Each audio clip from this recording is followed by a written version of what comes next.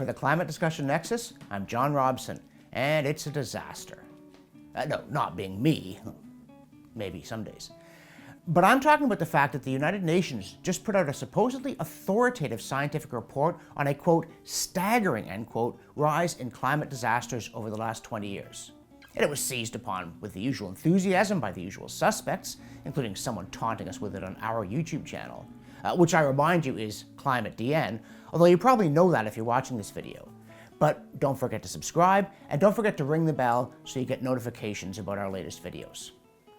Now, the problem with the UN document is that it's the report that turned out to be the climate disaster, when it was quickly pointed out that its own data showed things getting better, not worse, and that the alarm they tried to sound was based on a staggeringly shoddy statistical error. Specifically, they compared 2000 to 2019 with an earlier period, 1980 to 1999, in which it is known that data on natural disasters was being collected far less rigorously. The fact that the report talked about climate, quote, events, end quote, in the earlier period, and, quote, disasters, end quote, in the latter one, is a pretty sure sign that they had the verdict in hand before they started the trial.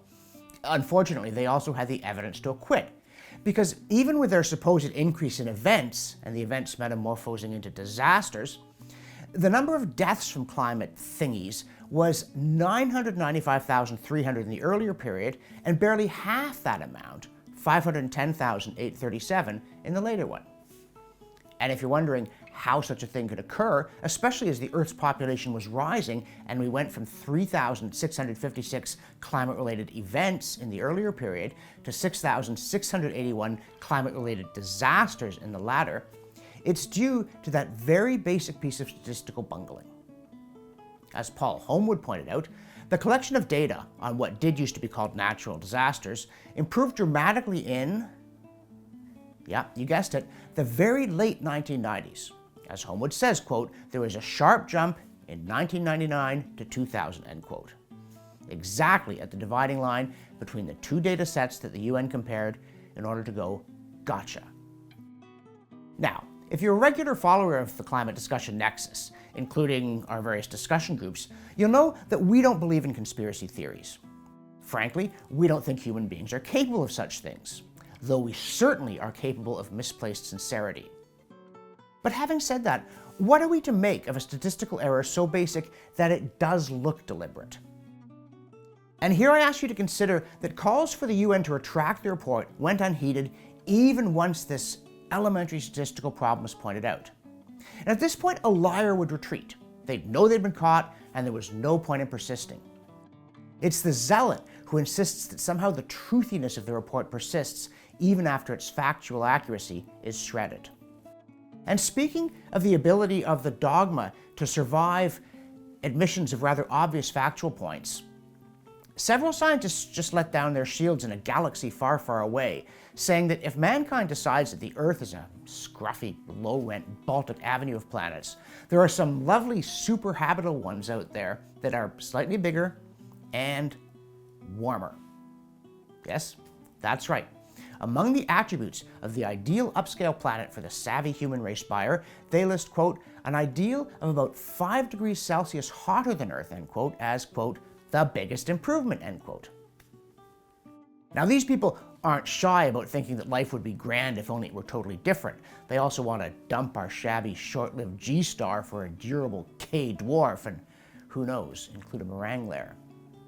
But the point is, when the climate alarm isn't blaring deafeningly about rising temperatures and increasing rainfall, it's quite obvious and openly stated that warm and wet is good for life, even out there on the final frontier. And also down here on Earth. The latest newsletter also has an item from our ongoing collaboration with CO2 Science about how many people think that if our planet gets more than 2 degrees Celsius above pre-industrial times, it will cause a climate disaster. Yet a new study of the Roman warm period says, hey, we were well above that level 1800 years ago. We were above it again in that just won't die medieval warm period 8 centuries back, and no disaster happened. And then we talk about another study saying, look, climate change in the past wiped out a bunch of our hominid cousins, so we better watch out. But then, if you read the fine print, you discover that poor old Homo habilis, ergaster, erectus, Heidelbergensis and that whole hairy crowd, including the can't get no respect Neanderthals, quote, made for the warmest places in reach as the climate got cold, but at the end of the day, that wasn't enough, end quote. Egad, what? Cold killed them? They couldn't adapt due to limited technology? Carbon dioxide had nothing to do with it? You see, once again, when researchers take their eye off the polemical ball and concentrate on science, they blurt out that warmth is good for life and CO2 does not drive temperature. As always, there's lots more in the newsletter, including the CBC saying, forget Alberta's dirty fossil fuels, Ontario is going to boom due to green energy, and financial markets can't even figure it out. And also the latest experts say on the Great Lakes and climate change. Apparently it's causing them to fill relentlessly this time, though, as Dave Middleton points out, the actual charts in the piece show that nothing unusual is happening. And we also have another CO2 science piece, which says that Eurasian snowfall doesn't seem to be changing, whatever you may make of precipitation in the Great Lakes Basin. And then there's a study, relying partly on elephant seals, which are frankly very cool, that says East Antarctica was way warmer until about 6,000 years ago than it is now. Perhaps that perfect fixer-up planet 5 degrees Celsius warmer. But then it cooled, and it may still be cooling. Again without CO2 being a player, and again without any discernible climate disaster. So we also note a challenge from Jeffrey Sherrington to alarmists, saying you need to quantify your claims about the relationship between warming and its various supposed impacts so that we can test your theories instead of submitting to what he calls, quote, bluster, end quote, not hard science. So as always, check it out, send it around, and send us checks. For the Climate Discussion Nexus, I'm John Robson.